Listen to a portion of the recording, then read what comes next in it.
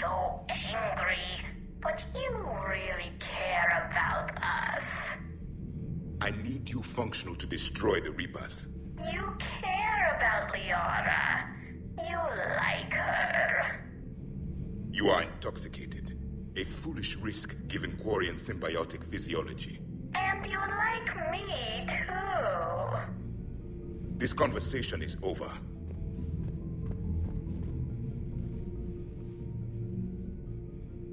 Looks familiar. I've been studying this ship, its crew. There was a Normandy before this one. You died in an attack. Something like that? But then you were resurrected to fight the Reapers. Maybe you and I have a thing or two in common. But you have something else.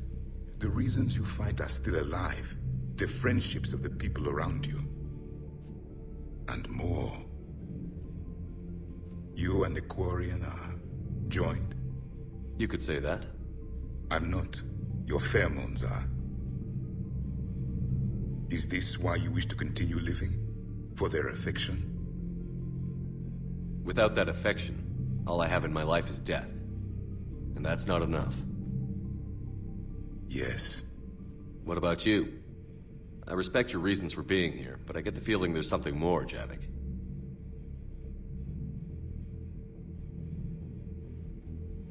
What's in here? It is called the Echo Shard. Passed from soldier to soldier. Prothean to Prothean. Each adds their memories to it. Like a beacon. How far back does it go? To a time before the Reapers. It is all that is left of my people. And you don't want to remember that? Imagine if everyone you knew was dead. You could not remember their faces, or the color of the sky above your home. The memories were gone, but so was the pain. Would you want to remember that, Commander? Even if it meant watching everyone die again? Reopening old wounds, especially big ones, isn't gonna help. Perhaps you are right. There were others. Soldiers who served under me, like your crew. What happened to them? They are dead. Where I left them. We have a saying. Let old ghosts rest. Then there is some wisdom in this cycle. If you can live by it.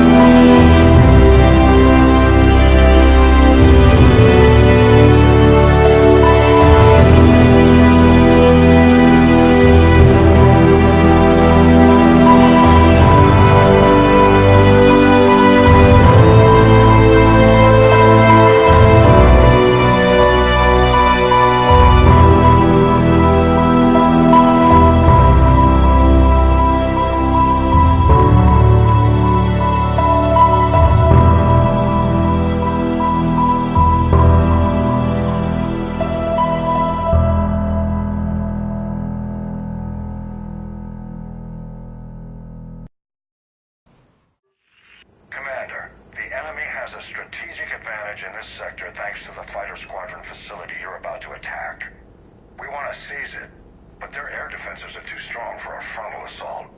Losses would be too cost prohibitive. How do you want me to handle this? Go in the back, bring down their defenses so we can send in the troops. Good luck, Commander. I have visual contact. There's a small platform above the main landing pad. I can drop you there, but it's gotta be now. Let's do it.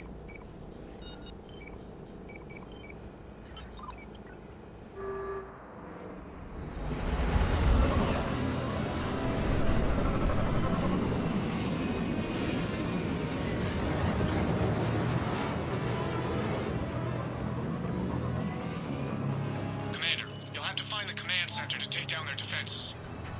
Keep an eye out for the command center. Damn it. This'll take a while. Commander, you've got enemies inbound and we can't wait. Someone's gotta get those defenses down ASAP. Lieutenant, you're on. Do my best, Commander. Be ready, Commander. You're gonna get swarmed.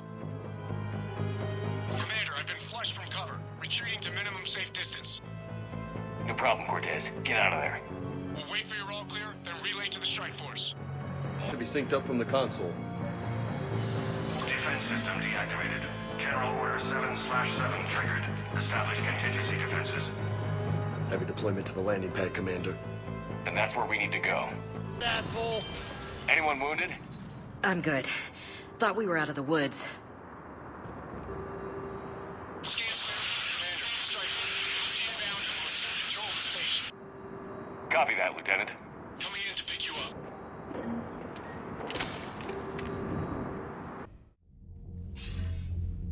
This was a major victory, Commander. A crippling blow to Cerberus operations in this sector.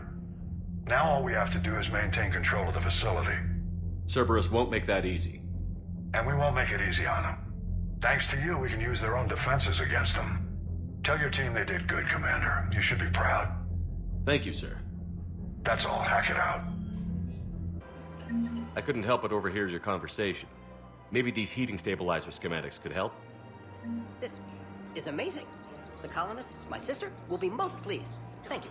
I am in your debt.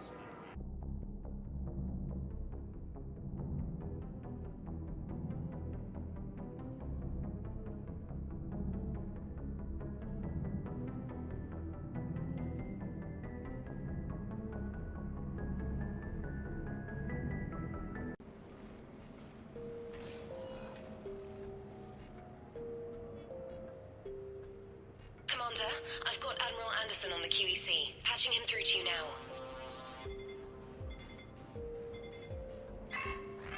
Shepard, Admiral, how are you holding up? day by day, Commander. Yeah. Hackett sent me a message about this apartment. I want you to have it. Take it off my hands. Are you serious? You need a place that's yours. Somewhere to recharge, clear your head. Haley wanted us to settle down there. Thing is, the longer I'm on Earth, the less I want to leave. And I want as few loose ends out there as possible. Like I said, you'd be doing me a favor. That's very generous. It's practical. We need you in the best shape possible. Rested. Focused. If you say so. Thank you. And make yourself at home, damn it. It's yours now. I'm sure I can manage. Okay, good. Been meaning to do that for a while. I'll talk to you soon. Be careful out there, Anderson. You too, Shepard. The Normandy? A brand new ship. My ship. You don't forget that moment. The first time you're standing there. The whole crew looking to you for direction. Unforgettable. I'd led men and women before that. Seen a lot of combat already. Always managed to find my way home in one piece. Do that a few times, you begin to think you know better than the next guy. Maybe you do, I don't know. But if you're lucky, really lucky, you find yourself on a good ship, in front of a good crew. A crew you can trust with your life. Gifted. Disciplined. Brave. All of them. Eager to set sail into the endless black ocean. I still remember my XO asking what my orders were. Shepard, I said, let's see what we can find.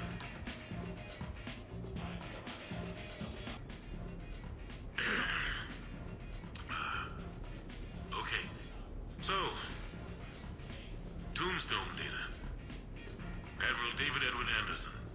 Not sure why anybody would be interested, but thanks for asking. I was born in London, June 8th, 2137. The last of 3 children born to Ursula and Paul Anderson. A nurse and a flight mechanic, respectively. But that's a little dry. And someone's gonna spice this up, right? Never been much for the spotlight. Anyway, where was I? It was a second marriage for my parents. They were almost 50 by the time they had me. My mother worked shifts, so my father would often take me to the base. While he worked, I watched transport ships and fighters take off. Worked his whole life around space travel, my father. But he never left Earth. Not for a day. He was a good man. But that's just a side note. Don't put that in. Who is it, Kaylee? Yes, I need to take that. I hope this is what you're after. I'll get to the more interesting N7 stuff next time. The Turians. Well, I might not always see eye to eye with the politics of the individual. I have a great respect for the Turian military. Any Alliance soldier lucky enough to take part in their training programs will certainly be better for it.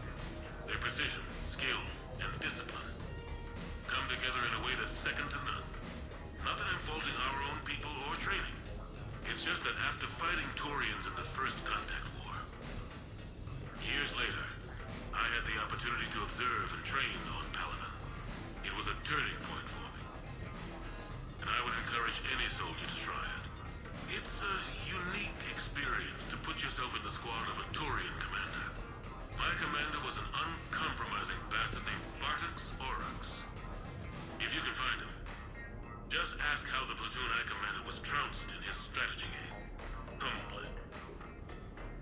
But I've used what I learned that day many times. The xenophobes will have their say. But I think it's vital that we do more of this kind of cross-species training. There you go. And if you do find General Oryx, let me know. I owe him money. You asked me to talk about the SSV Normandy. The Normandy SR-1. As commander of the Tokyo, I was consulted on the Normandy's design and on board for her initial training exercises. The average person probably doesn't know that the Normandy was a joint project with the Turians. Acting CO, Eli Xander, was no diplomat. She ran out of patience with Turian posturing and politicking during construction.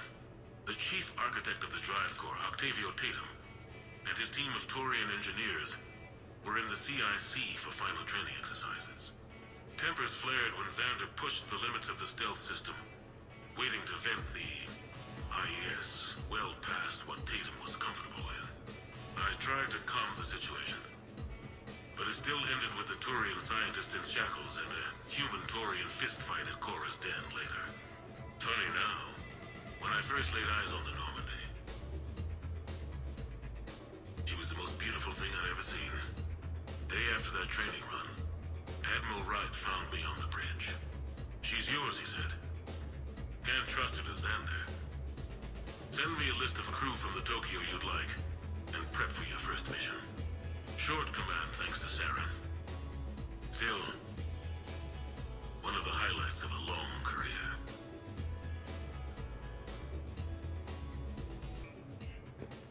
Okay. I have your new questions here. As a leader, do I ever feel that the end justifies the means? Spirit of law over word of law. I'm not going to touch that with a 10-foot pole, but I think I know what you're after. You're referring to the way I, arranged to have the Normandy released to Commander Shepard before the Battle of the Citadel. I'm not sure how valuable hindsight is to the military. Obviously, it worked out for the best. Without the Normandy and Commander Shepard free to do what they needed to do, what we needed them to do, Saren might have taken the Citadel. I think it's clear what a different galaxy this would be if that had happened. I did what I had to. If I had been wrong, I would have gladly accepted the repercussions. The real trick is never being wrong. If you're looking for more action and less philosophy in these notes, let me know. You never asked me about this, but my wife just called. My ex-wife. Nobody likes to talk about the toll that long months apart can have on military relationships. She wasn't military. She couldn't handle it. But it's not even about military and non-military, damn it. It's space flight. Space flight. Finding the mass relays, miracles of engineering. Human imagination rising to meet our desires. We pay a price for that curiosity, that drive. Our relationships suffer. People we love suffer. But that's reality. And it's worth the cost. I must have thought it was. I guess I still do. In the end, you just have to hope you made the right choices. Sure, I can talk about Commander Shepard. Big topic. There's been a lot written about the Commander, but most of it isn't true. People are quick to judge. They don't know the whole story. I don't even know the whole story. But I know the man. Worked with him. Fought with him. Trust him with my life. Shepard's had some rough patches. Who of us hasn't? He's been forced to fight a lot of battles alone. God only knows how he got out of some of that. Makes your head spin. Thing is, you never heard a complaint. Never once got, "No, sir, I can't do that." He never hesitated. Few people know what Shepard's been through. I'd like to think I come pretty close. And I worry sometimes he forgets. There's a whole bunch of people who lose sleep over him getting back home. Maybe it doesn't need to be said. Maybe we're too dumb to say it. Soldiers like the Commander are rare. Men like Shepard, even more rare.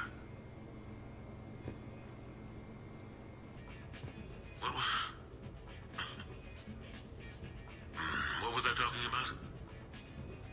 Early days, right? People ask why I joined the military.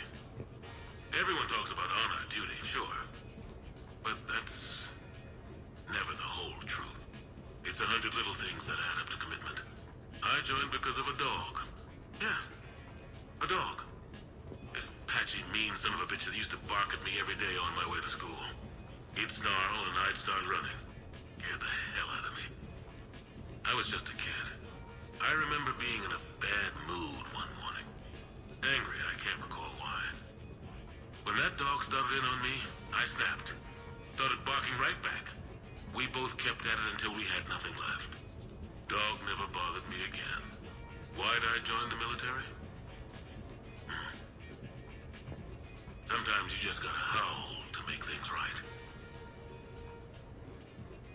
No, it's fine. I got a few minutes. First contact war?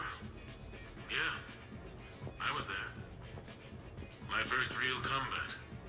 First for a lot of us. I remember one night early in the war. Strapped to my seat as our transport approached the LZ. Everyone was dead silent. Just the sound of breathing. Good men. I trained with all of them. We were always joking and horsing around, but not this time. Just the rattle of the shuttle. And that heavy breathing. Everyone was thinking the same thing. We're off to fight alien invaders. Aliens. Think about that. We all grew up wondering what was out there. If we were alone in the universe. Now we knew. We weren't alone. And we were in trouble. So there we were. About to face an enemy as different and unknown as we could imagine. I knew I had to say something, keep the men relaxed. So I turned to the soldier beside me, Hendricks, I think, and asked him how his mother was doing. Fine, he said. Why?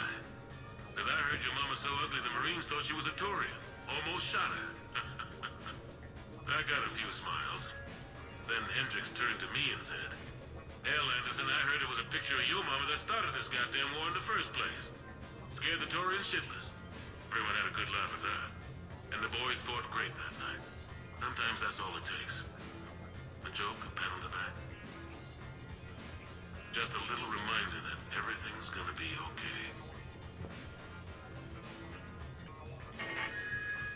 few months ago, I had a chance to sit down with one of Earth's most decorated soldiers, Admiral David Anderson. He was kind enough to answer my questions and talk about his career. Today, the Admiral is on Earth, leading the defense of our home against the Reapers. We have no communication with him or any soldiers on Earth, but we can't forget what they're doing for us.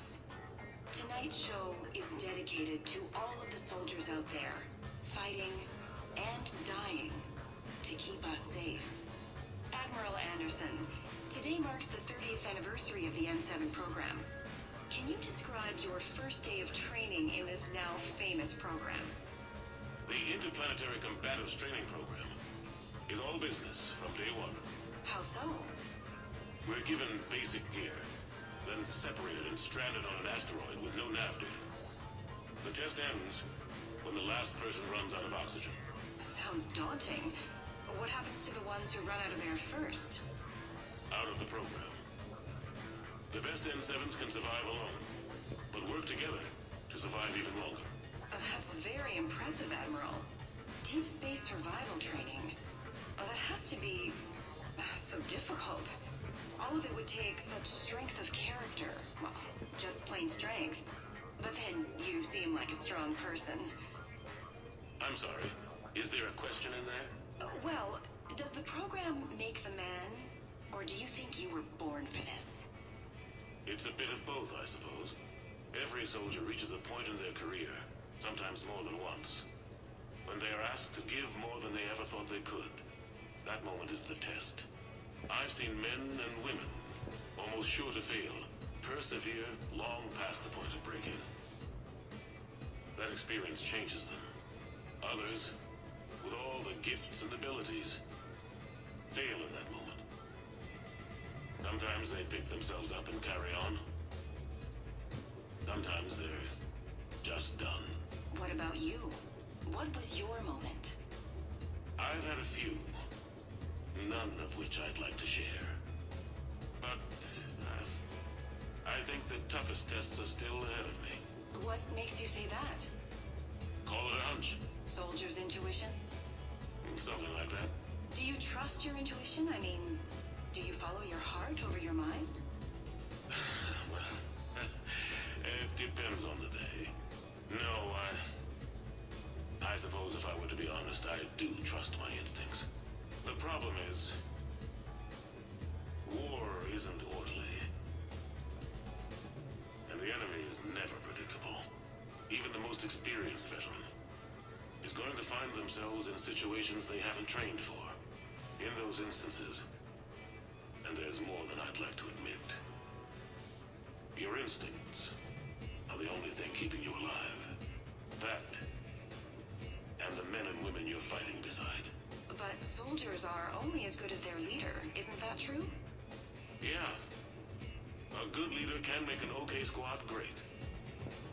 A bad leader, well, war tends to make examples of them. What makes a good leader, then? A good leader is someone who values the life of his men over the success of the mission, but understands that sometimes the cost of failing a mission is higher than the cost of losing those men. That's a terrible line to have to walk. Yes, it is. But war is a terrible thing. Thank you for your time, Admiral. Thank you. The remainder of this interview was to take a more personal look at Admiral Anderson's life. It wasn't finished when the Reapers invaded. We can only hope that the Admiral and the soldiers under his command survive to tell us the rest of their stories. I'm Khaleesa Al-Jilani. Thank you for watching.